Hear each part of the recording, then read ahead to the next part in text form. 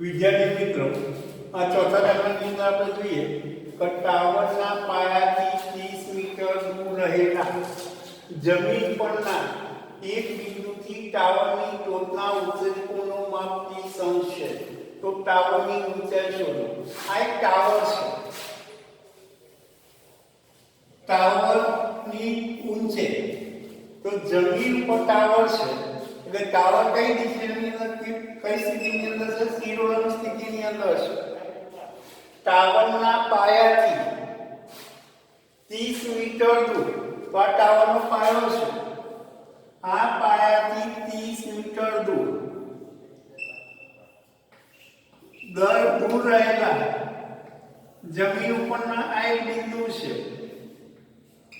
જમીન ઉપરના કોઈ એક બિંદુથી ટાવરની ટોચ, તો આ ટાવરની ટોચ છે. જમીન પરના કોઈ એક બિંદુથી ટાવરની ટોચના ઉત્સેચકોનું માપ 30 અંશ છે.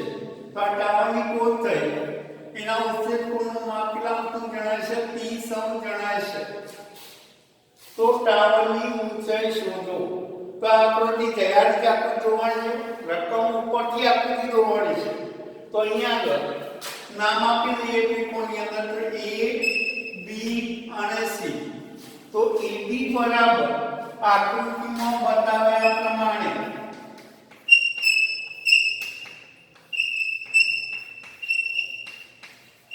AB બરાબર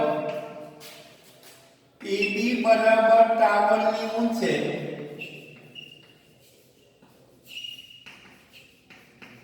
બરાબર x મીટર આપણે ધારી લઈએ. તો આ ટાવરની ઊંચાઈ x મીટર છે. BC બરાબર ટાવરના પાયાથી જમીન ઉપરના એક બિંદુ વચ્ચેનું, જમીન પરના બિંદુ વચ્ચેનું અંતર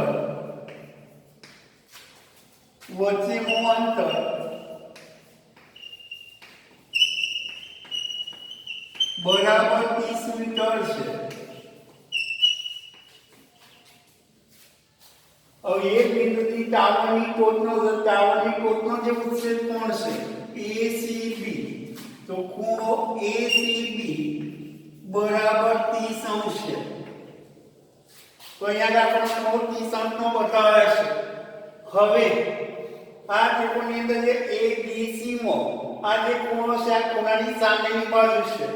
આ એની પાસેની બાજુના કર્ણ છે. આપણે કોની ઊંચાઈ શોધવાની છે? ટાવરની ઊંચાઈ છે. તો સામેની બાજુ આપણને આપેલી છે, પાસેની બાજુ છે. તો આપણે સામેની બાજુ શોધીએ તો ત્રિકોણ ABC માં સામેની બાજુ અને પાસેની બાજુ તો tan શોધી શકાય. તો tan 30 બરાબર સામેની બાજુ ભાગ્યા પાસેની બાજુ. તો AB ભાગ્યા BC. તો AB બરાબર x મીટર છે અને BC બરાબર 30 મીટર છે. tan 30 નું મૂલ્ય છે 1/√3. તો અહીંયા ચોકડી ગુણાકાર લઈએ તો √3x બરાબર 30. તો x બરાબર 30/√3. તો ઉપર નીચે √3 વડે આપણે ગુણીએ તો 30√3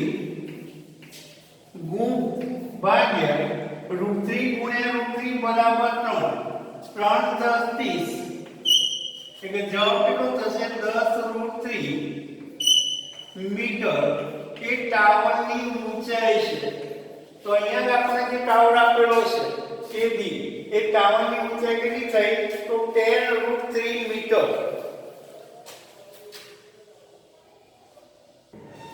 વિદ્યાર્થી મિત્રો, હવે આ પાંચમા દાખલાની અંદર જુઓ. એક પતંગ જમીનથી 60 મીટરની ઊંચાઈ પર ઉડી રહેલ છે. પતંગ છે કે જમીનથી 60 મીટરની ઊંચાઈએ ઉડી રહેલ છે. તો આ પતંગ છે.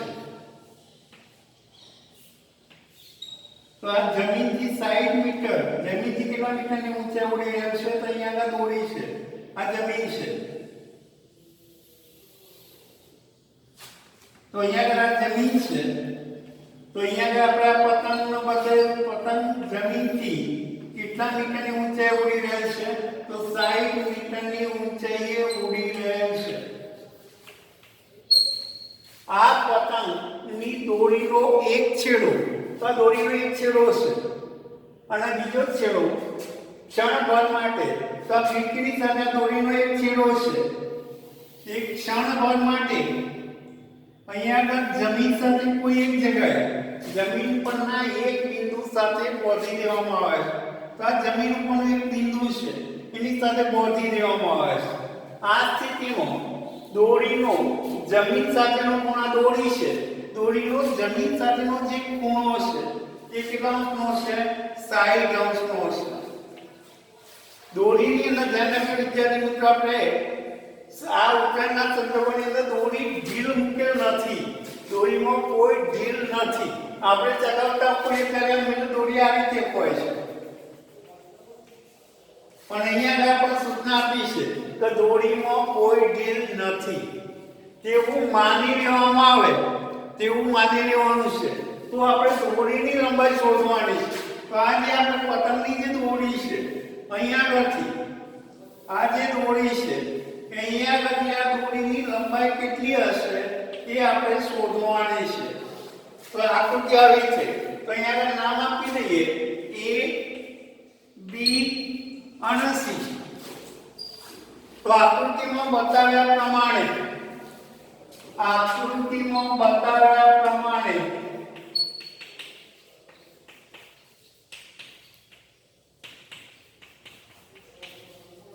AB બરાબર જમીન પરથી પતંગની ઊંચાઈ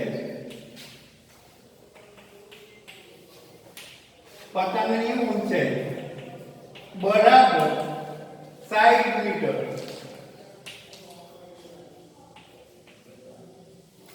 BC બરાબર આપણે શોધવાની કોઈ જરૂર લખવાની જરૂર નથી. તો પતંગ છે એ જમીન પરના બિંદુથી કેટલા અંશના માપનો ખૂણો બનાવે છે? ખૂણો ACB બરાબર 60 અંશ છે. અને AC બરાબર પતંગની દોરીની લંબાઈ બરાબર x મીટર. હવે એક ત્રિકોણની રચના છે. ત્રિકોણ ABC માં આ ખૂણો છે, તો આ ખૂણાની સામેની બાજુ છે અને આ કર્ણ છે. આપણે કર્ણ શોધવાનો છે. તો સામેની બાજુ ભાગે કર્ણ હોય તો કયા સૂત્રનો ઉપયોગ થાય? તો sin નો ઉપયોગ થાય. તો ત્રિકોણ ABC માં sin 60 કેટલા અંશનો ખૂણો બનાવે છે? તો 60. તો sin 60 બરાબર સામેની બાજુ, તો સામેની બાજુ કઈ છે? તો AB અને કર્ણ કયો છે? તો AC. તો AB બરાબર કેટલા થાય છે? તો 60 મીટર આપણને આપેલા છે અને AC બરાબર x છે. sin 60 નું મૂલ્ય છે √3/2 માટે √3x ચોકડી ગુણાકાર કરીએ. √3x બરાબર 60 ગુણ્યા 2. તો x બરાબર 60 ગુણ્યા 2 ભાગ્યા √3. अब ऊपर नीचे सर्विस एंड 60 * 120 भाग्या √3.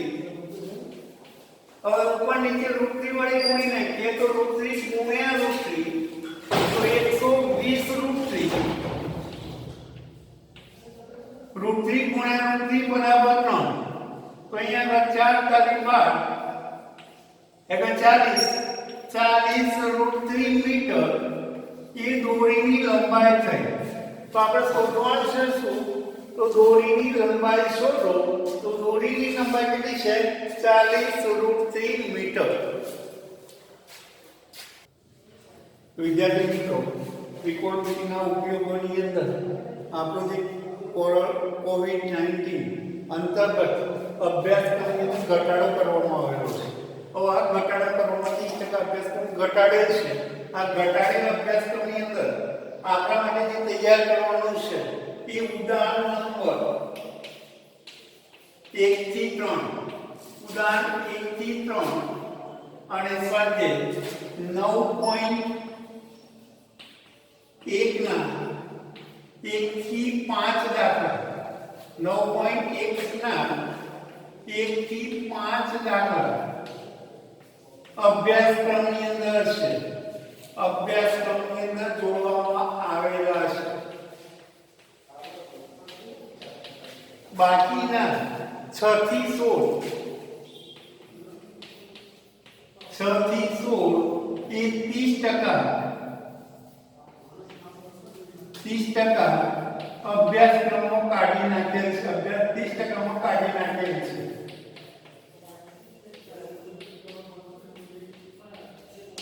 અને ઉદાહરણ 1 થી 5, ઉદાહરણ 1 થી 3 બાકીના ઉદાહરણો જે છે એ પણ કાઢી નાખેલા છે. આપણે તૈયાર કરવાનું શું થશે ત્રિકોણ વિધિના ઉપયોગોની અંદર ઉત્સેદ કોણ, અવક્ષેપ કોણ, ઉત્સેદ કોણ વિશેનો ખ્યાલ, અવક્ષેપ કોણ વિશેનો ખ્યાલ, ઉદાહરણ 1 થી 3 સ્વાધ્યાય 9.1 ના 1 થી 5 દાખલાઓ. બાકીના જે દાખલાઓ છે અભ્યાસક્રમમાંથી કાઢી નાખેલા છે, છતાં પણ નહીં આગળ આપણે સમજાવીશું. આપણે એનો સમજ મેળવવી જરૂરી છે, પણ પરીક્ષાની અંદર પૂછાશે નહીં.